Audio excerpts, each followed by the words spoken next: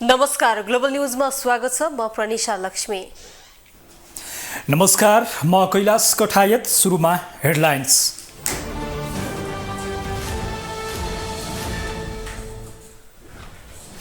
सत्र वर्ष अघि भएको गौर हत्याकाण्डको फाइल खोल्ने सहमति गरेपछि जनता समाजवादी पार्टीमा हलचल, सरकारको सहमतिको चर्को विरोध।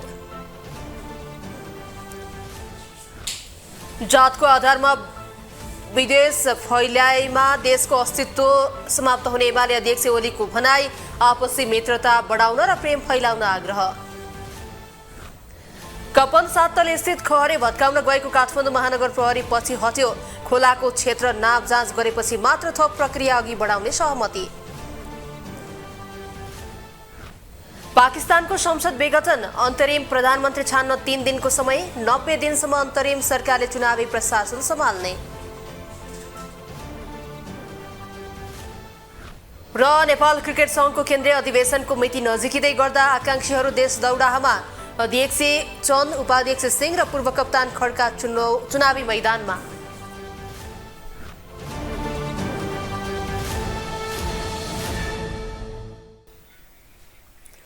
ग्लोबल न्यूज अब विस्तारमा। सरकारले 17 वर्ष अघि भएको गौर हत्याकाण्डको फाइल खोल्ने सहमति गरेपछि जनता समाजवादी पार्टीमा हलचल देखिएको छ। यो विषयमा 1-2 दिनमा पत्रकार सम्मेलन मार्फत आधिकारिक धारणा सार्वजनिक गर्ने जसपाको तयारी छ। त्यसअघि जसपाका नेताहरूले गौर हत्याकाण्डको फाइल खोल्ने सरकारको सहमतिको चर्को विरोध गरेका थिए। उनीहरूले सरकार पछि नहटे सत्तारूढ गठबन्धन भत्किने चेतावनी समेत दिएका छन्। एक रिपोर्ट। एकपछि अर्को गर्दै भ्रष्टाचारका ठूला काण्डहरूको फाइल खोल्न थालेको सरकारले गौर हत्याकाण्डको फाइल खोल्ने सहमति गरेपछि सत्तारूढ दल जनता समाजवादी पार्टी जसपाभित्र हलचल मच्चिएको छ। 17 वर्ष अघि रौतहटमा भएको गौर हत्याकाण्डको फाइल खोल्ने प्रधानमन्त्री पुष्पकमल दाहाल सरकारको सहमतिले जसपामा तरङ्ग ल्याएको हो। यो घटनाले सत्तारूढ दलहरू नेकपा माओवादी केन्द्र र जसपा आमने सामने भएका छन्। एक अर्कामाथि दोष थुपार्दै माओवादी र जसपाका नेताहरू आरोप प्रत्यारोपमा उत्रिएका छन्। माओवादीका 27 जना नेता कार्यकर्ताहरू मारिएका कारण गौर हत्याकाण्डमा तत्कालीन मधेसी जनअधिकार फोरम तथा अहिलेको जसपा नै दोषी देखिएको माओवादी नेताहरूको दाबी छ। तर जसपाका नेताहरू भने गौर हत्याकाण्ड माओवादीले घटाएको आरोप लगाउँछन्। त्यो कार्यक्रम मधेसी जनअधिकार फोरमले त्यहाँका जिल्ला प्रशासनबाट इजाजत लिएर त्यो कार्यक्रमको आयोजना गरेको थियो र त्यो कार्यक्रम बिथोल्नको निमित्त माओवादीहरूले सिन्धुली, मकवानपुर लगायतका जिल्लाहरूबाट हैन जनसेनाहरू लगेर आक्रमण गरियो, बम पनि पड्काइयो र त्यहाँ कार्यक्रम सञ्चालन गरिरहेका हाम्रा कार्यक्रम सञ्चालक विश्वनाथ पटेलले बन्दुकको कुन्दाबाट हानेर दाँतसम्म भाइदियो र त्यति आक्रमण हुँदै बित गई। तत्कालीन मधेसी जनअधिकार फोरम नेपालका कार्यकर्ताहरू तितर भए भागिहाल्यो हैन। र तर त्योभन्दा अगाडि जुन प्रकारले माओवादीहरूले त्यो जिल्लामा एकदमै भनौँ न मतलब त्यहाँको नागरिकलाई शास्ति गर्ने, कसैको भकारी लुट दिने, कसैको धान लुट दिने, कसैको मकै लुट दिने हैन, कुनै शिक्षक हत्या गरिदिने, कुनै प्रभावशाली मुखिया छ भने त्यसलाई हत्या गरिदिने, चन्दा माग्ने, अपहरण गर्ने, चन्दा तङ गर्ने, यो सब कुरा गरे उनीहरूले रौतहटवासी, रौतहटका जनता आक्रोशित थियो माओवादीबाट। न्यायको माग गर्दै धरनामा बसेका पीडितहरूसँग मंगलबार 5 बुँदे सहमति गरेको सरकारले गौर हत्याकाण्डको फाइल खोल्ने सहमति गरेको थियो। न्यायको माग गर्दै रौतहटबाट काठमाडौँ आइपुगेका पीडितहरू सरकारसँगको 5 बुँदे सहमतिपछि न्याय पाउने आशा लिएर जिल्ला फर्केका छन्। तर 5 बुँदे समझदारीले सत्तारूढ दल जसपामा भने तरङ्ग ल्याएको हो। गौर हत्याकाण्डको अनुसन्धान हुँदा पार्टीको केन्द्रदेखि जिल्ला तहसम्मका नेता तानिने भए जसपाका नेताहरूमा छ। उनीहरूले सरकारले पीडितसँग गरेको सहमति जसपालाई फसाउने हिसाबले आएको बताएका छन्। गौर हत्याकाण्डमा पीडित र सरकार पक्षबीच भएको 5 बुँदे सहमतिलाई लिएर 1-2 दिनमै पत्रकार सम्मेलन मार्फत औपचारिक धारणा सार्वजनिक गर्ने जसपाको तयारी छ। छानबिन समिति एउटा गौरको किन मात्र नयाँ बन्छ? छानबिन समिति त 17,000 मान्छे देशमा मरियो नि, चाहे पुलिसबाट मर्यो होला, चाहे माओवादीबाट नागरिक मर्यो होला, या माओवादीबाट के भन्छ पुलिस मर्यो होला, या पुलिसबाट माओवादी मऱ्यो होला सबैको छानबिन गठन हुनुपर्छ नि त। सबै जुन जुन आन्दोलनमा मान्छे मरेको छ सबै आन्दोलनको छानबिन समिति बनाउनुपर्छ, उच्च स्तरीय छानबिन समिति बनाउनुपर्छ, तर सबैको होलसेलमा बनाउनुपर्छ। एउटा किन सबै बनाऊ। हामी त उहाँको साथमै छौँ, हामी त उहाँले सहयोगै गरिरहेका छौँ, उहाँहरूलाई समर्थनै गरेका छौँ, उहाँले मत पनि दिएका छौँ हामी। हाम्रो कहाँ दुमेतको कुरा छ। रौतहटको गौरमा 2063 साल चैत 7 गते उपेन्द्र यादव नेतृत्वको तत्कालीन मधेसी जनाधिकार फोरम र तत्कालीन नेकपा माओवादीका कार्यकर्ता बीचको विवादले झडपको रूप लिएको थियो। त्यस क्रममा 2 दर्जन भन्दा बढी माओवादी कार्यकर्ताको ज्यान गएको थियो। घटनाबारे मृतकका परिवारले सोही वर्ष चैत 28 गते प्रहरी कार्यालय रौतहटमा जाहेरी दिएका थिए, तर उक्त जाहेरी उप 17 वर्षसम्म पनि अनुसन्धानको काम भएन। अहिले आएर फाइल खोल्ने सरकारको निर्णयले जसपा झस्किएको छ। घटनाका मुख्य योजनाकारका रूपमा जसपाका अध्यक्ष उपेन्द्र यादव नै मुछिएका छन्, जसका कारण अहिले गठबन्धनमा सङ्कट देखिएको र यसले सरकारलाई नै प्रभावित पार्ने विश्लेषण राजनीतिक वृत्तमा भइरहेको छ। ग्लोबल टेलिभिजनका लागि क्यामेरामा गणेश पूर्व छाने मगरका साथमा कैलाश कठायत, काठमाडौँ। निरन्तर संसद अवरोध भएपछि राष्ट्रिय स्वतन्त्र पार्टीले बुधबार संसद भवन परिसरमै पत्रकार सम्मेलन गरी एमालेको कदमले संसदको गरिमा घटेको निष्कर्ष निकालेको छ। तत्कालीन समयमा एमालेकै कित्तामा रहेर पुष्पकमल दाहाल सरकारमा सहभागी भएको राष्ट्रिय स्वतन्त्र पार्टी पछिल्लो समय एमालेको आलोचक बनिरहेको छ। सुन तस्करी प्रकरणमा उच्चस्तरीय छानबिन समितिको माग राख्ने एमाले साउन 10 देखि निरन्तर संसद अवरोध गरिरहेको छ, जसले संसदका नियमित काम कारबाही प्रभावित हुँदै आइरहेको छ। एक रिपोर्ट। संसद जनताको सार्वभौम सत्ताको प्रयोग गर्ने एक महत्त्वपूर्ण संस्था हो। शासन प्रणालीमा नीति निर्धारण र कानून निर्माण गर्ने जस्तो महत्त्वपूर्ण कार्य गर्ने संसदलाई एमालेले 2 हप्तादेखि बन्धक बनाइरहेको छ, जसको नागरिक स्तरबाट चौतर्फी आलोचना भइरहेको छ। संसदको प्रमुख प्रतिपक्षले निरन्तर संसद अवरोध गरेपछि संसदको चौथो ठूलो दल राष्ट्रिय स्वतन्त्र पार्टीले बुधबार संसद भवन परिसरमै पत्रकार सम्मेलन गरी एमालेको कदमले संसदको गरिमा घटेको निष्कर्ष निकालेको हो।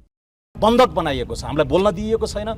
के लेनदेन के सेटिङ हो उनीहरूले गर्नुपर्ने कुरा अन्त्य गरेर आउन्। हामीलाई अब यो संसद सुचारू हुनुपर्छ। शासनका यस्ता पेचिला मुद्दाहरू, जनजीविकाका मुद्दाहरू यस्तो सौहार्दपूर्ण हाम्रो चाहिँ धार्मिक जातीय सहिष्णु भएको मुलुकमा त्यो खलबल ल्याउने प्रयासहरू भइरहेका छन्। तिनलाई पनि हामीले सजग बनाउनलाई, सचेत गर्नको लागि यहाँ खबरदारी गर्न सक्थ्यौँ हैन।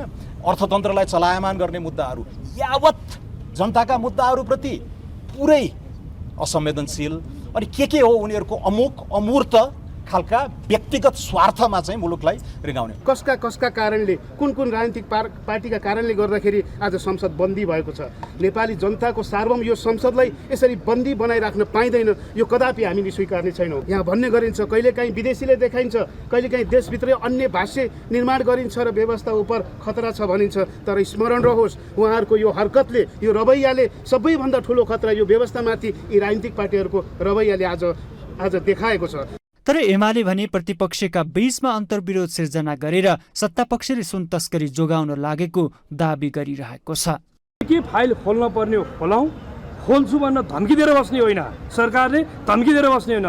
के फाइल खोल्न पर्छ खोलाउँ, खोलेका फाइल हेर्न तयार छौँ। फाइल खोलेर अभियुक्तहरू, अपराधीहरू, दोषीहरू को हुन् तिनलाई कानुनको कठघरामा ल्याउनका लागि भूमिका हामी पनि खेल्छौँ। हामी यो भनिरहेका छौँ। अनि सरकार यस्तै तपाईँले लगाएकै प्रश्न जस्तो दाउपेच गर्ने, प्रतिपक्षीहरूको बिचमा अन्तर्विरोध सिर्जना गरेर आफ्नो गलत उद्देश्य पुरा गर्न लाग्ने, यो खेतीमा सरकार लाग्न हुँदैन त। यो दुःखद कुरा हो। रासोपाले सुन तस्करी प्रकरणको जालो माथिल्लो तहसम्मै रहेकोले सरकारले उच्च स्तरीय छानबिन समिति गठन गर्न आनाकानी गरिरहेको निष्कर्ष समेत निकालेको थियो। संसद भवन बाहिरै पत्रकारलाई साक्षी राखेर रासोपाले सुन तस्करी प्रकरणमा सरकारको सहभागिता रहेको निष्कर्ष निकालेको थियो। अहिले विद्यमान रहेका प्रमुखहरू यति ठुलो तस्करीमा माथिसम्मको सहमति नभइकन सियो पनि नपस्ने ठाउँमा यतिका ठुलो क्विन्टल सुन पस्नु भनेको एउटा दुईटा कर्मचारीले आँट गर्नै सक्दैन, कुनै हालतमा गर्न सक्दैन। यो सामान्य आँट भएर पुग्दैन, ठुलो गिरोह लाग्छ। त्यो गिरोहमा अहिले प्रमुख जिम्मेवारी लिइरहेका मानिसहरू त कतै छैन। सिआइबीमा जाने कुरामा फेरि पनि म शङ्का गर्दिनँ, तर सिआइबीलाई कसले हेड गर्छ तिनै मानिसहरू अझै पनि प्रमुख निकायका प्रमुख भइरहँदा अनुसन्धान प्रभावित हुन्छ कि हुँदैन? ती मानिसहरूलाई सेटै निलम्बन गर्ने कि नगर्ने, यो कुरा अत्यन्त महत्त्वपूर्ण कुरा हो। पछिल्लो समय सरकार र प्रमुख प्रतिपक्षी दलको असमझदारीले संसद बैठक भद्रगोल भएको छ। तत्कालीन सत्ता गठबन्धनको धार परिवर्तनपछि केन्द्रदेखि प्रदेशसम्म प्रमुख प्रतिपक्षमा पुगेको नेकपा एमाले अहिलेसम्म 8 पटक संसद अवरोध गरिसकेको छ। प्रमुख प्रतिपक्षी र सत्तापक्षीको असमझदारीले भने साना दलहरू त्यसको प्रत्यक्ष मारमा परिरहेका छन्। ग्लोबल टेलिभिजन एचडीका लागि क्यामेरामा निर्मल तिमेल सिन्हाका साथमा विनोद विक्रम भण्डारी, काठमाडौँ। नेकपा एमालेका अध्यक्ष केपी शर्मा ओलीले जातको आधारमा विद्वेष फैलिएमा देशको अस्तित्व समाप्त हुने बताएका छन्।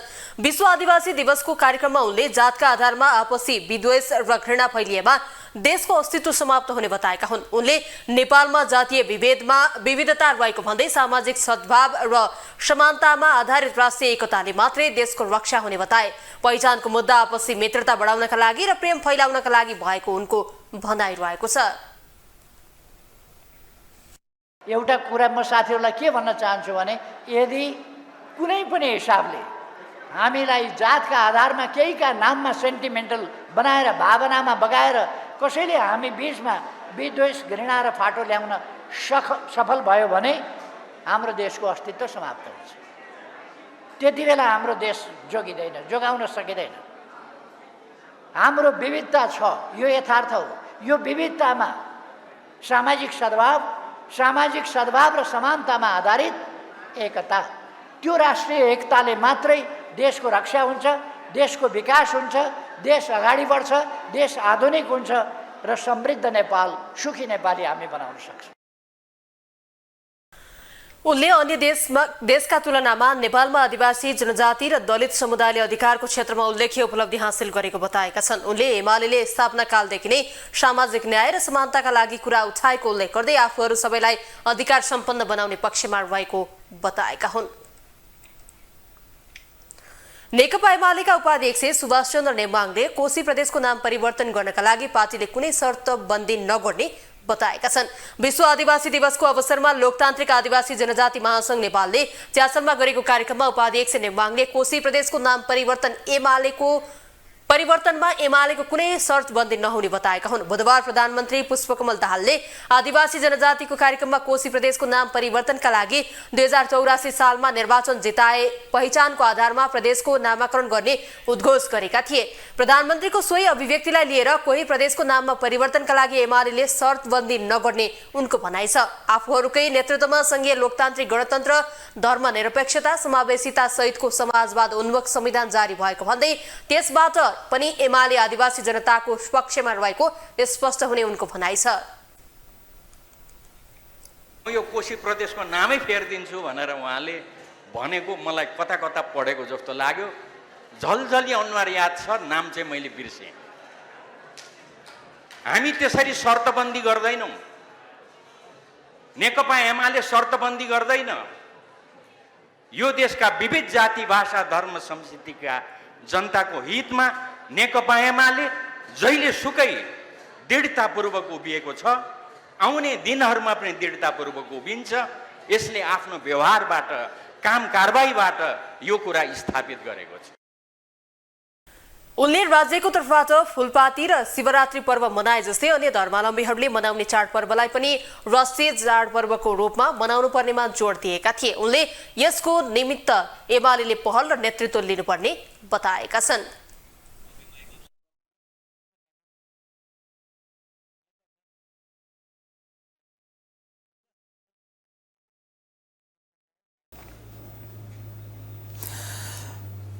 कपन सातल्ले स्थित खहरे भत्काउन गएको काठमाडौँ महानगर प्रहरी र स्थानीय वासीबीच झडप भएको छ।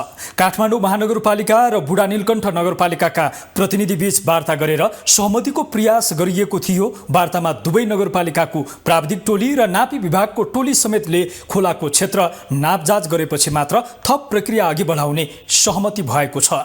एक रिपोर्ट।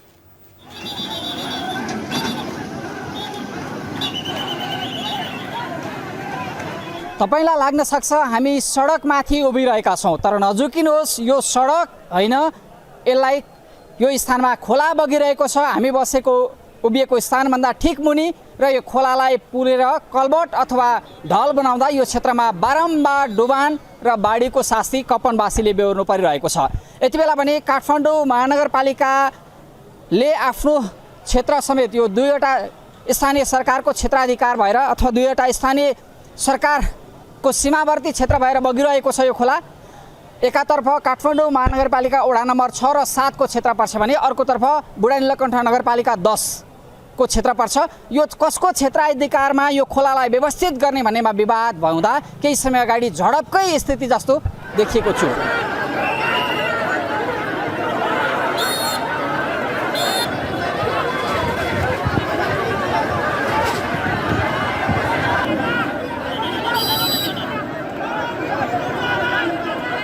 यति बेला पनि काठमाडौँ महानगरपालिकाले यो खोलालाई पुरेर बाटो बनाउने अथवा ढल बनाइएका कारण यो क्षेत्रमा बारम्बार डुबान भएको भन्दै खुल्ला गर्नुपर्छ भनेको छ र हामीभन्दा ठिक पछाडि यहाँले देखिरहनु भएको छ डोजर। काठमाडौँ महानगरपालिकाले यो पुरिएको खोलालाई थुनेर ढल बनाइएको क्षेत्रमा डुबानको शास्ति निकै लामो समयदेखि बेहोर्नु पर्यो भन्दै खुल्ला गराउन भन्दै डोजर लिएर आएको छ। तर यहाँ विरोध भएको छ। एकातर्फ क्षेत्राधिकारको विरोध छ, अर्कातर्फ खोला खुल्ला गर्ने कि यसरी पुरेरै बाटो बनाएर हिँड्न दिने भन्ने विषयमा विरोध छ।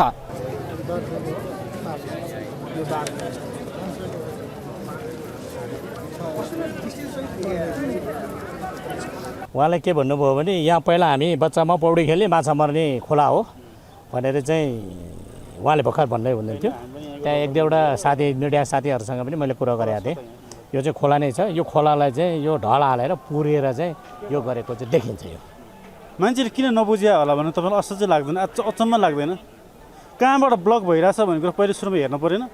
ब्लक कहाँ भएको छ त्यो खोलेपछि सकेन काम। यहाँ माथि माथि पानी जमिरहेको छ, यहाँनिर दुलो कहाँनिर छ भनेर मान्छेले हेरेपछि त्यो दुलो खोलेपछि त त्यहाँको पानी सुक्यो नि त।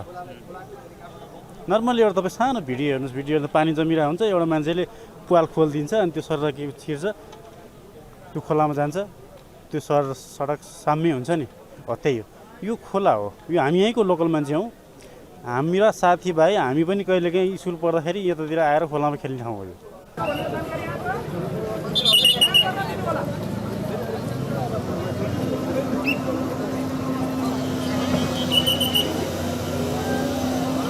कृपया नापी कार्यमा सहयोग गरिदिनु हुनको लागि हार्दिक अनुरोध गरिन्छ। बाटोमा भएको सम्पूर्ण महानुभावहरू सडक किनारामा बसेर सहयोग गरिदिनु हुनको लागि हार्दिक अनुरोध गर्दछौँ।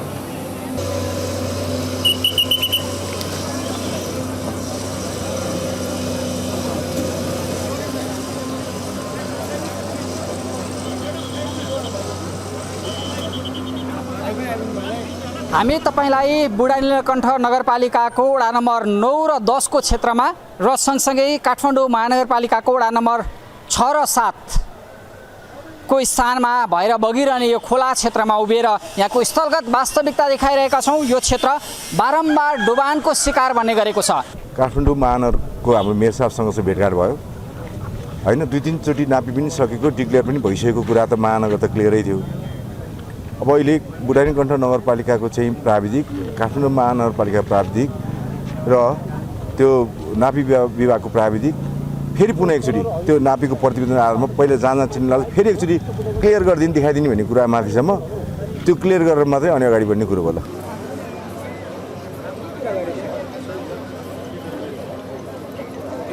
यो खोला बगिरहेको क्षेत्रमा यति बेला हामीले देखिरहेका छौँ माथिबाट बाटो छ, विभिन्न स्थानमा कल्भर्ट हाल्दै स्थानीयको ढल मिसाइएको छ। खोलालाई एउटा नहरको रूपमा अझ भनौँ ढलको रूपमा खुम्च्याइएको छ, यहाँ हेम पाइप राखेर खुम्च्याइएको छ, जसका कारण यो क्षेत्रमा बारम्बार डुबान र एउटा जलमग्न हुने शास्ति स्थानीयले बेहोरिरहेका छन्। र योभन्दा माथिल्लो स्थानको हामी तपाईँलाई संरचनाको विवरण पनि देखाइरहेका छौँ। यहाँ बढेमानका गगनचुम्बी संरचनाहरू बनेका छन्, घरहरू बनेका छन्, यसले पनि देखाइरहेको छ। यहाँ खोलालाई पुरेर बाटो बनाइएको छ, स्थानीयलाई बाटो चाहिएको छ अनि त्यही खोलाको बहाव क्षेत्र मिचेर आफ्नो संरचना बनाउनु परेको छ, भौतिक संरचना।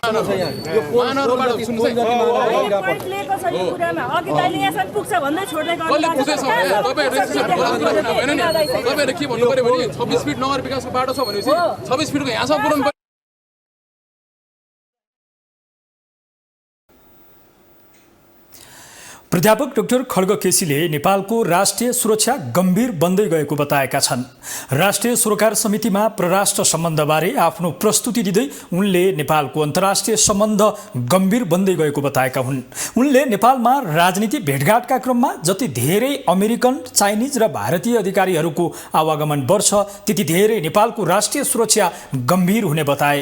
उनले परराष्ट्र नीति र राष्ट्रिय सुरक्षामा सबै राजनीतिक दलहरू एक हुनुको विकल्प नरहेको पनि बताएका छन्। काठमाडौँमा जति मैले अलिअलि त्यो पिक्चर ल्याउने प्लान थियो मैले सकेन, म क्षमा प्रार्थी छु।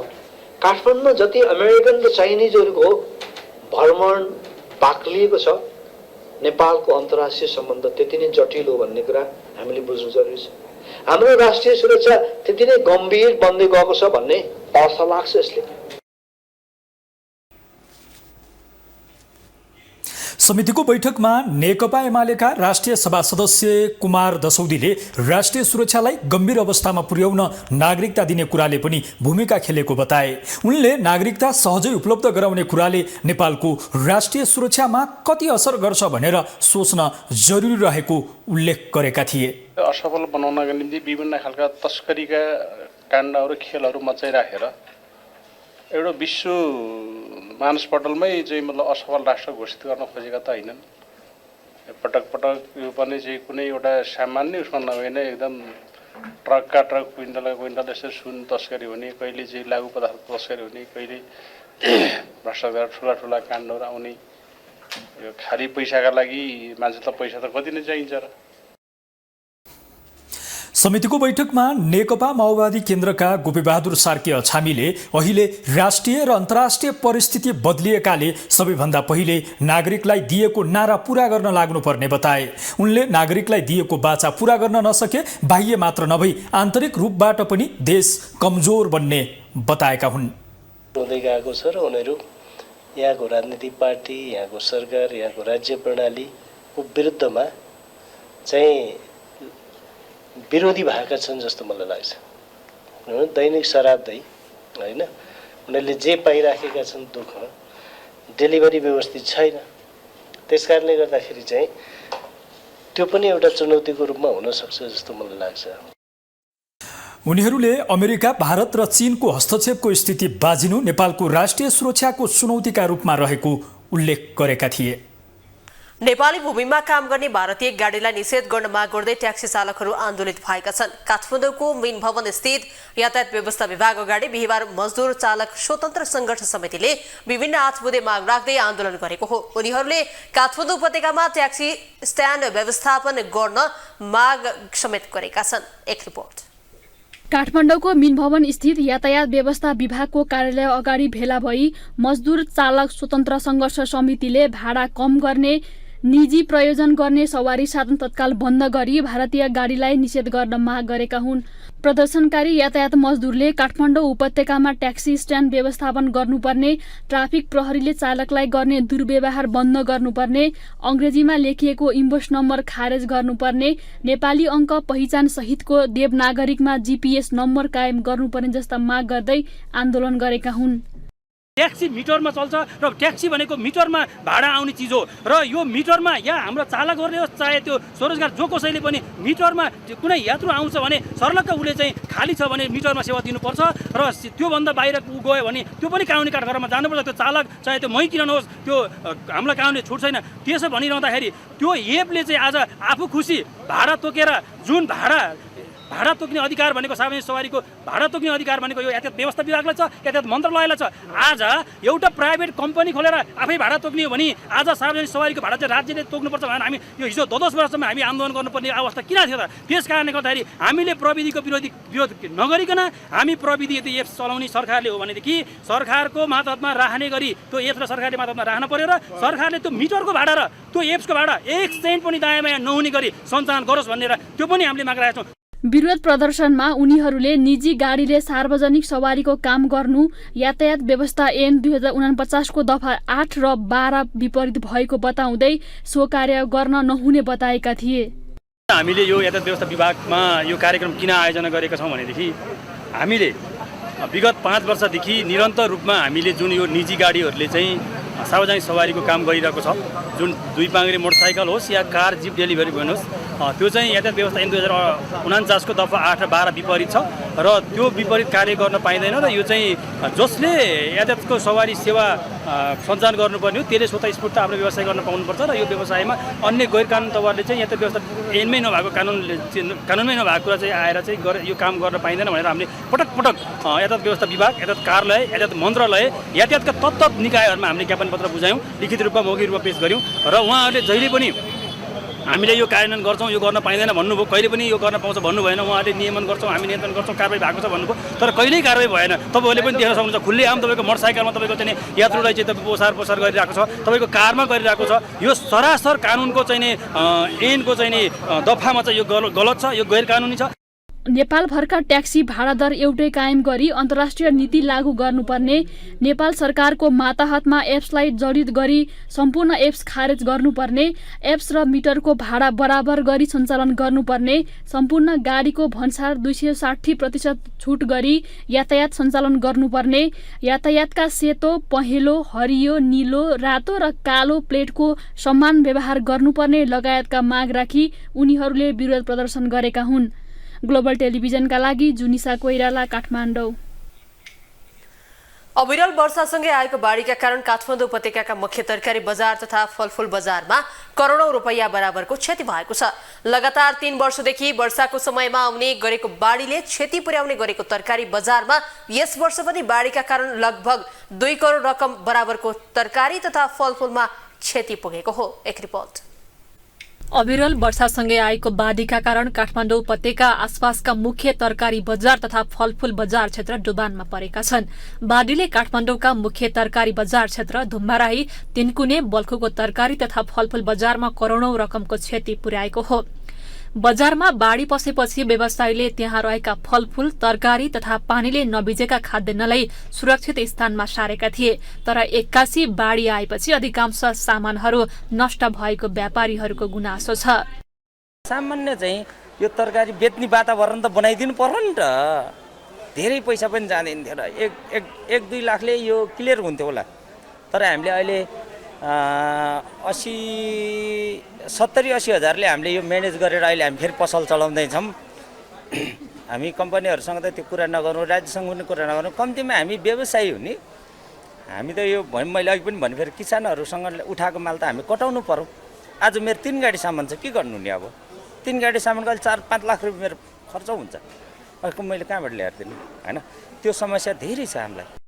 काठमाडौँको मुख्य तरकारी बजार क्षेत्रका बल्खुमा बाढी पसेपछि करोडौंको क्षति भएको व्यवसायीले बताएका छन्।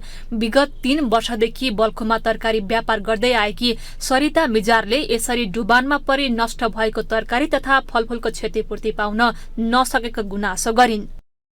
पहिलाको वर्ष अलि कमै बाढी आएको थियो, पहिला अब अलि थोरै नै क्षति पुगेको थियो, अहिले त धेरै नै क्षति पुगेको। मान्छे यहाँ हिसाब गर्यो भने एउटै पसलबाट 2.5 लाखको 1 लाखको त्यस्तो क्षति पुगिरहेछ। माग गरे पनि केही सम्भव नै छैन नि त। अहिलेसम्म 3 वर्ष भयो, अब क्षतिपूर्ति केही भनेर हामीलाई दिएको पनि छैन, सम्भव नै छैन भनौँ न। अब अहिलेसम्म केही दिएको पनि छैन नि त। हरेक वर्ष तरकारी बजारमा करोडौं रुपैयाँको क्षति पुग्दा पनि सरकारवाला निकायको भने ध्यान जान सकेको देखिँदैन। पछिल्लो समय तरकारी तथा फलफूलको मूल्यमा चर्को मूल्य वृद्धि भइरहेको अवस्था छ। यता बाढीले तरकारी तथा फलफूलको ठूलो रकममा क्षति पुर्याएको भए पनि बजार मूल्य भने यथावत नै रहेको छ। ग्लोबल टेलिभिजनका लागि क्यामेरामा निर्मल तिमल सिन्हाका साथमा सुनिता बास्कोटा, काठमाडौँ। निर्माण व्यवसायीहरूले राजनीतिक नेतृत्वको गलत मनसायका कारण निर्माण व्यवसायीहरूले समस्या भोग्नु परेको बताउँदै विरोध प्रदर्शन गरेका छन्। नेपाल निर्माण व्यवसायीहरूले राजनीतिक नेतृत्वको गलत मनसाय र कर्मचारीहरूको आफू टिकिरहनका लागि गरेको दुष्कर्मका कारण व्यवसायीहरूले समस्या भोग्नु परेको भन्दै विरोधमा उत्रिएका हुन्। उनीहरूले संसद भवन अगाडि पुगेर कोड सभा गर्दै माइतीघरसम्म धरना दिएका हुन्। निर्माण व्यवसायीहरूले पूर्ववर्ती सरकारले गरेका गल्तीहरू सच्याएर देश विकासका लागि सरकार सचिन आवश्यक रहेको बताए।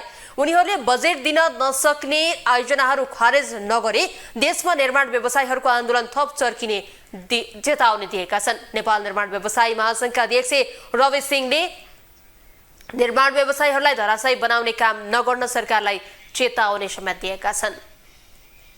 5% भन्दा कम छ। यसरी निर्माण कार्यहरू अगाडि बढ्न सक्दैन। यसरी बढेका निर्माण कार्यहरू गुणस्तरीय पनि हुँदैन र समयमा सम्पन्न पनि हुँदैन र यसको लागत पनि बढ्न जान्छ। म यो सरकारलाई अनुरोध गर्छु, विगतका सरकारको कमी कमजोरीलाई सच्याउने काम यो सरकार विगतको सरकारको निरन्तरता हो। व्यवसायहरूले सार्वजनिक खरिद ऐन तथा नियमावली तत्काल संशोधन गर, सम्पूर्ण ठेक्काको एकमुष्ट म्याद थप गर, जुनसुकै अवधिको ठेक्काको मूल्य समायोजन गर, व्यावहारिक माइलस्टोन खारेज गर, गुणस्तर र समयमा निर्माण हाम्रो प्रतिबद्धता, उपभोक्ताबाट निर्माण कार्य गर्ने नियम खारेज गर, खरिद नियमावलीको नियमलाई कडाइका साथ लागू गर र निर्माण व्यवसायी एकता जिन्दाबाद लेखेको प्लेकार्ड बोकेर विरोध प्रदर्शन गरेका छन्।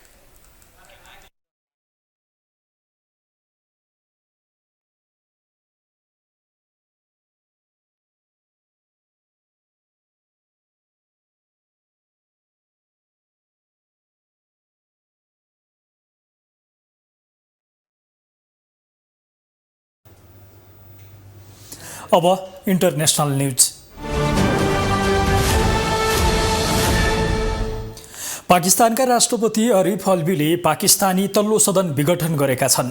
राष्ट्रपति अल्वीले वर्तमान सरकारको कार्यकालको अन्त्य गर्दै निवर्तमान प्रधानमन्त्री शहबाज शरीफको सल्लाहमा बुधबार मध्यरातबाट लागू हुने गरी संसद भङ्ग गरेका हुन्।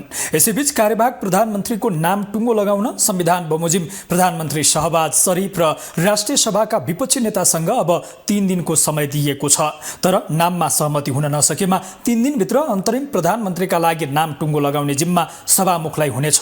तोकिएको अवधिभित्र निर्णय गर्न नसकेमा उम्मेद्वारहरूको नाम पाकिस्तानको निर्वाचन आयोगमा पठाइन्छ। अन्तिम टुङ्गो भने आयोगले गर्नेछ। संसद विघटनपछि अब 90 दिनसम्म अन्तरिम सरकारले चुनावी प्रशासन सम्हाल्नेछ। अब स्पोर्ट्स न्यूज।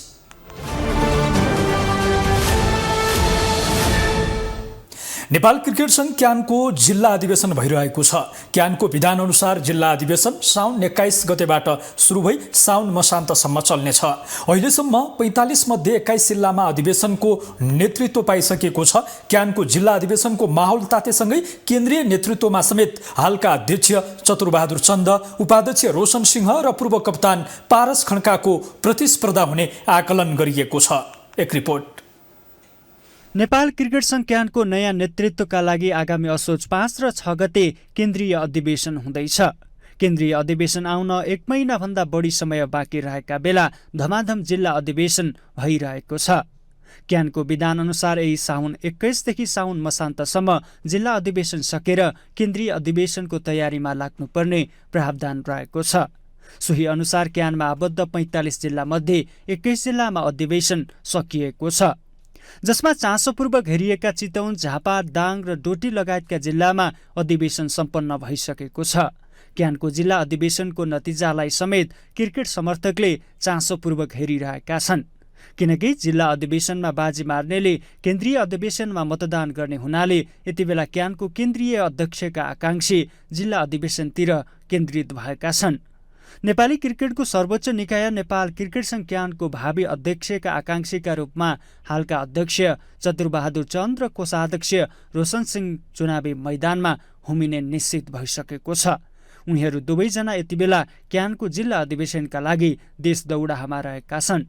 आफ्नो प्यानलको टिमलाई जिताउन सिंह पूर्व र चन्द पश्चिम क्षेत्रमा केन्द्रित भएका छन्। त्यस्तै नेपाली राष्ट्रिय क्रिकेट टिमका पूर्व कप्तान पारस खड्काले समेत सार्वजनिक रूपमा क्यानको नेतृत्वमा आउन लागेको बताइसकेका छन्। तर खड्काले क्यानको केन्द्रीय नेतृत्वमा आउन चाहेका हुन् या प्रदेश नेतृत्वमा आउन चाहेका हुन् त्यो भने प्रष्ट भइसकेको छैन। तर उनका नजिकका शुभचिन्तकहरूले भने पारसले सुरुमा बागमती प्रदेशको नेतृत्वको लागि दावी गर्ने र पराजित भएको खण्डमा केन्द्रीय नेतृत्वमा समेत उम्मेदवारी दिन सक्ने आशंका गरिरहेका छन्। तथापि क्यानको चुनावी मैदानमा हुमिएका पारस चितवन जिल्ला अधिवेशनमा आफ्नो टिमलाई जिताउन लागि परेका थिए।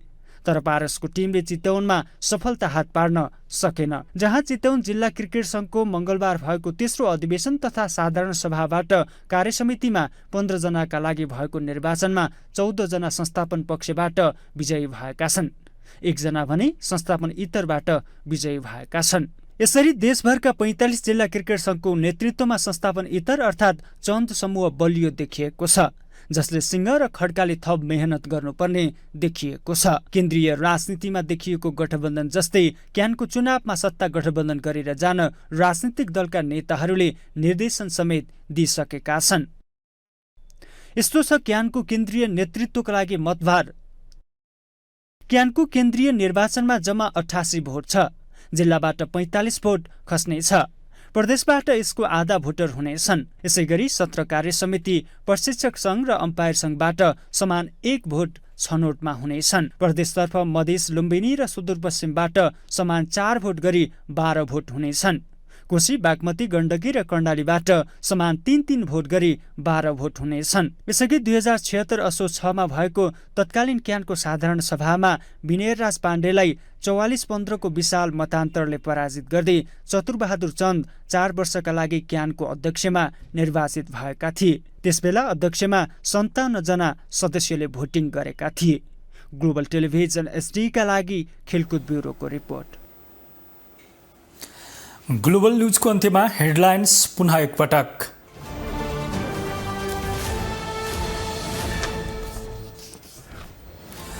सत्र वर्ष अघि भएको गौर हत्याकाण्डको फाइल खोल्ने सहमतिपछि जनता समाजवादी पार्टीमा हलचल, सरकारको सहमतिको चर्को विरोध। जातको आधारमा विद्वेष फैलाएमा देशको अस्तित्व समाप्त हुने एमाले अध्यक्ष ओलीको भनाई। आपसी मित्रता बढाउन र प्रेम फैलाउन आग्रह। कपन सातली स्थित खहरे भत्काउन गएको काठमाडौँ महानगर प्रहरी पछि हट्यो। खोलाको क्षेत्र नापजाँच गरेपछि मात्र थप प्रक्रिया अघि बढाउने सहमति। पाकिस्तानको संसद विघटन, अन्तरिम प्रधानमन्त्री छान्न 3 दिनको समय, 90 दिनसम्म अन्तरिम सरकारले चुनावी प्रशासन सम्हाल्ने। र नेपाल क्रिकेट संघको केन्द्रीय अधिवेशनको मिति नजिकै गर्दा आकांक्षीहरू देश दौडाहामा, अध्यक्ष चन्द, उपाध्यक्ष सिंह र पूर्व कप्तान खड्का चुनावी दौडमा।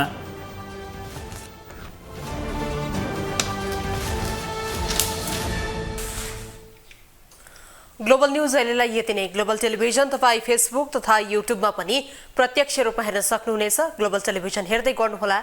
नमस्ते।